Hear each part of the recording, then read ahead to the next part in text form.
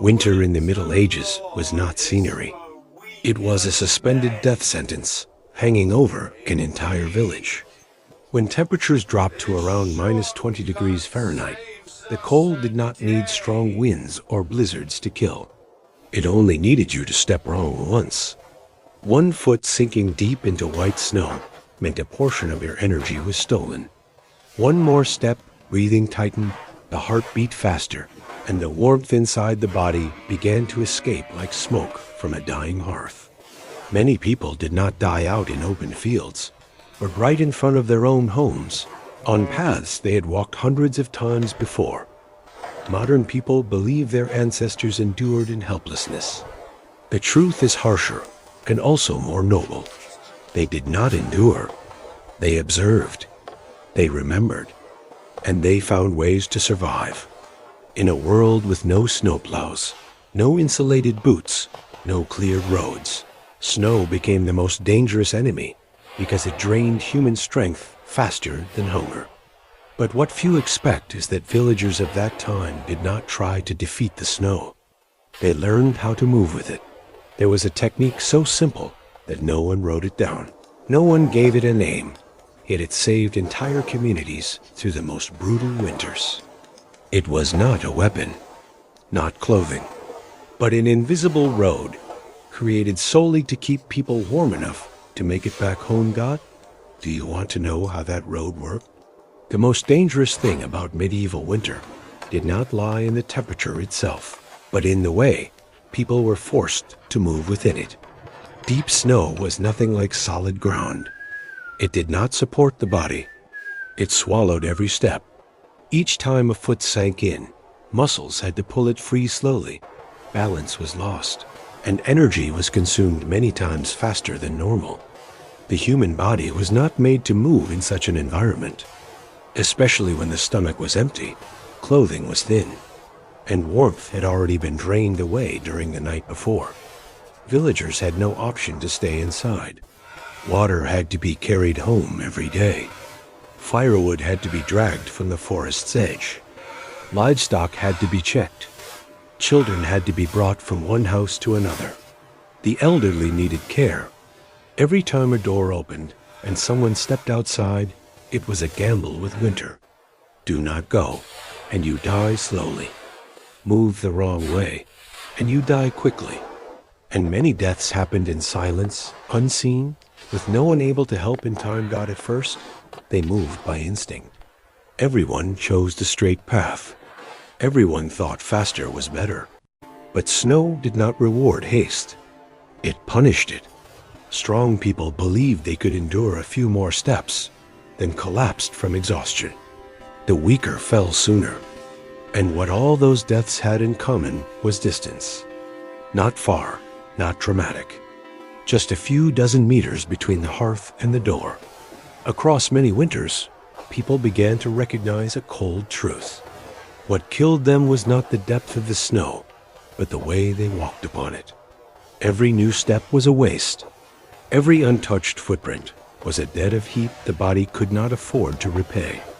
No one ever spoke this aloud, but anyone who survived many winters felt it in their bones and lungs. Gradually, a habit formed. Not from orders, but from painful memory. People began to step exactly into existing footprints.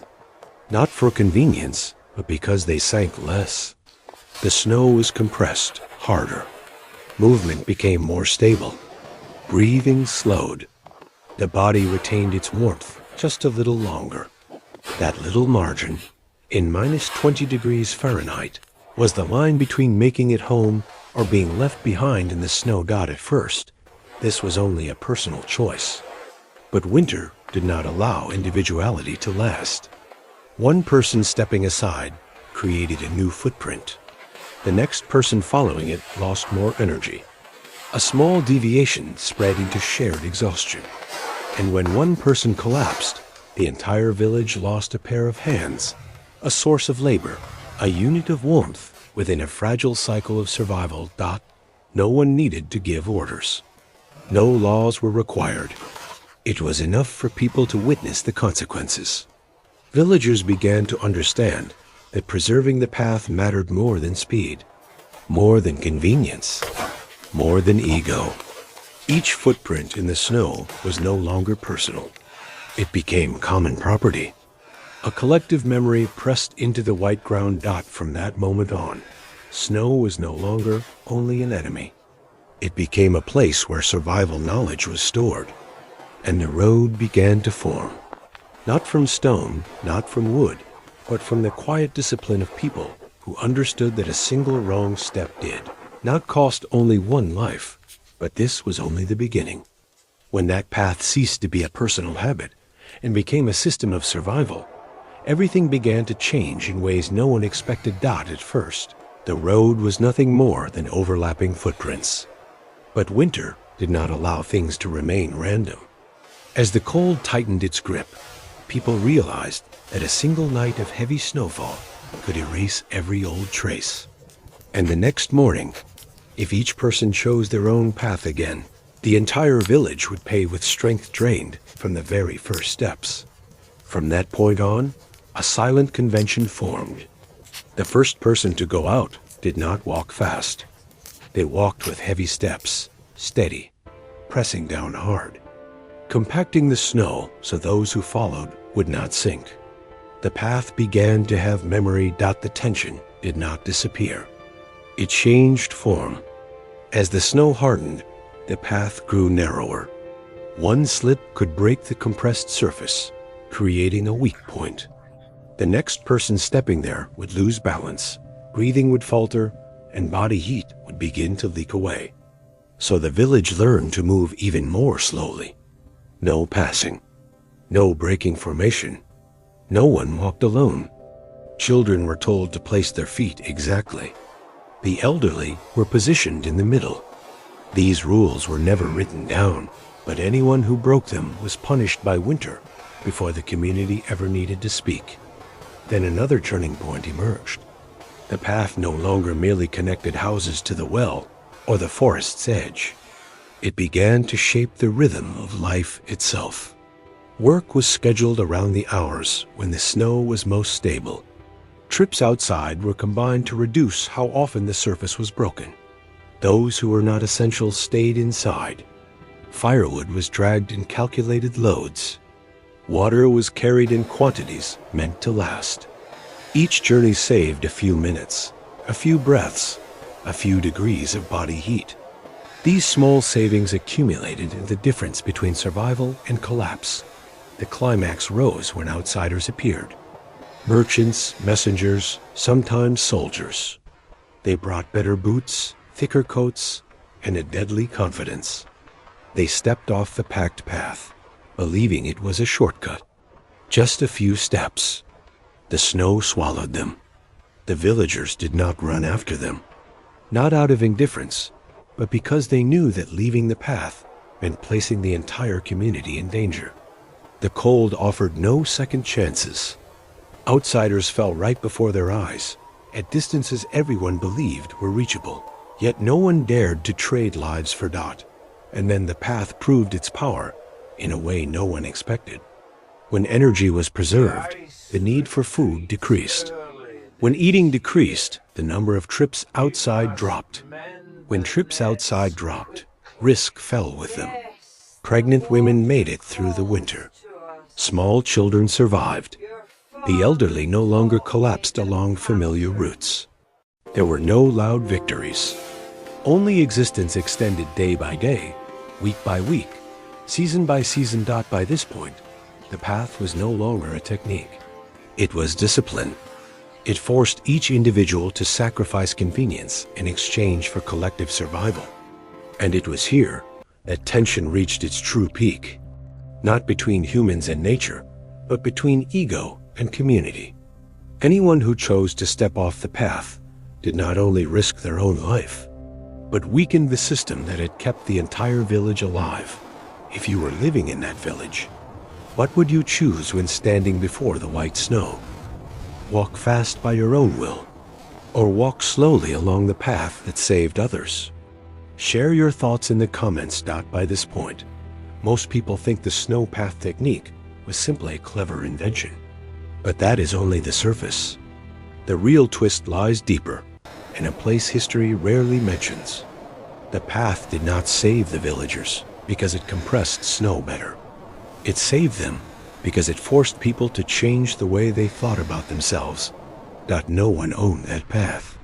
There was no leader declaring rules. There were no formal punishments for those who stepped aside. But anyone who lived long enough understood one thing.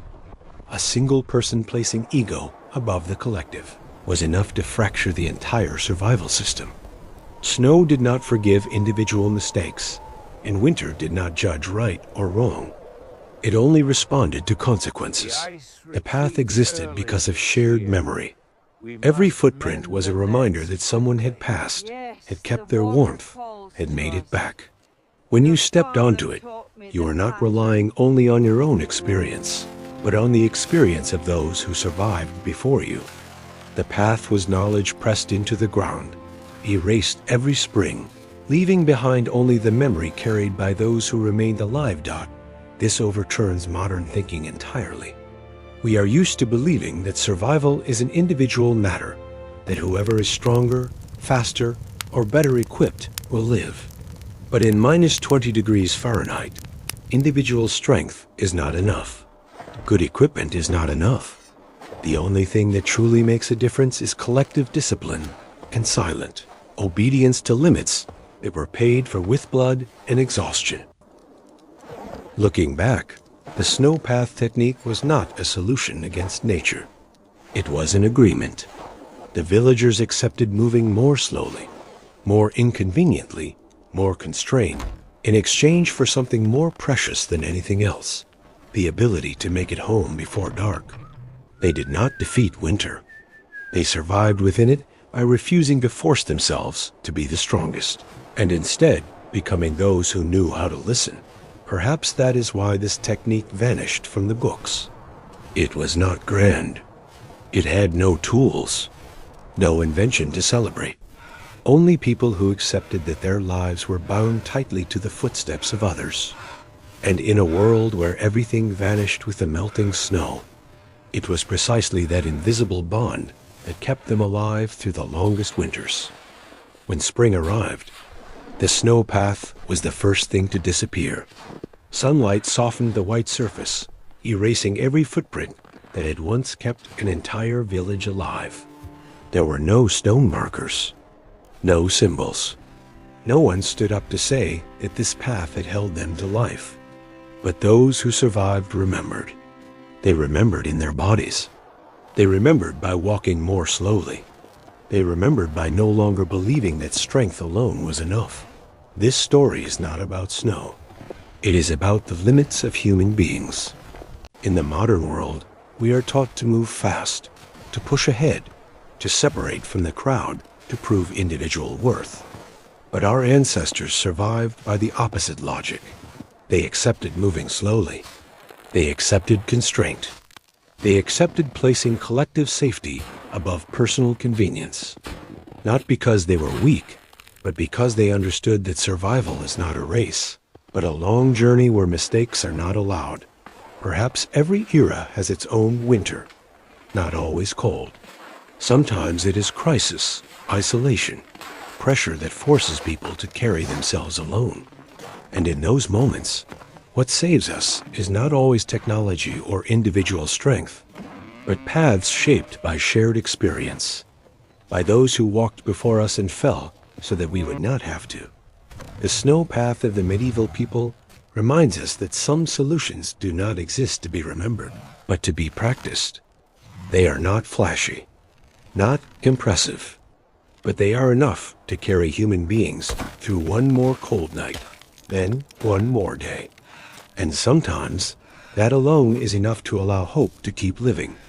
If this story makes you reflect on the paths in your own life, share your thoughts in the comments. Your perspective may become a footprint that helps someone else keep going. And if you want to continue exploring how people in the past survived through memory, discipline, and connection, consider subscribing to the channel. Here, we do not tell stories of great victories, but of the quiet ways humans endured through the longest winters.